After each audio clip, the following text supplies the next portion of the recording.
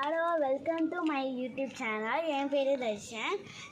நான் இன்றைக்கி என்ன வீடியோ போடுறேன்னா, நம்ம எல்லாருக்கும் தெரிஞ்ச சேர சோழ பாண்டியர்கள், அதாவது மூவேண்டர்களை சோழாஸ் ரொம்ப பெரியவங்க.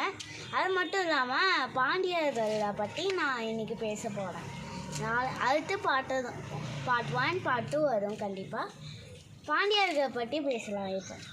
இப்போ பாண்டியர்கள் பாண்டியர்கள் ஆண்டதுக்கு யாருமே பெருசாக எடுத்துக்கல. சேர சோழர் இது ரெண்டு தான் பெருசாக எடுத்துருக்காங்க. பட் ஆனால் பாண்டியர்கள் எவ்வளோ பெரிய மன்னர்னு நிறைய பேருக்கு தெரியாமல் இருக்குது.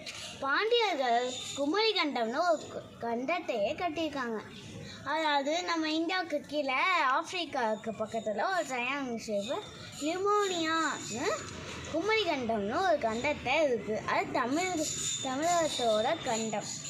தமிழ்நாட்டு மக்கள் மட்டும்தான் அங்கே இருந்தாங்க.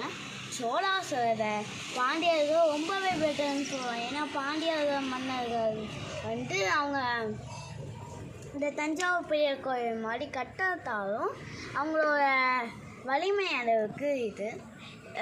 இப்போ பாண்டியர்களோட ஃப்ளாக் பார்த்தீங்கன்னா 2 மீன் இருக்கும், 2 ஃபிஷ். இதுதான் பாண்டியர்களோட ஃப்ளாக்ஸ். பாண்டியர்கள் பற்றி இன்னும் சொல்லணும்னா, அதாவது திருநெல்வேலி அந்த தூத்துக்குடி இந்த சைடு தான் பாண்டியர்கள் ஆட்சி பண்ண நாடு. பாண்டியர்கள் ரொம்பவே பவர்ஃபுல்லான இது. அதாவது சோழாசியே நிறைய சோழாசையும் தோக்கடிச்சிருக்காங்க.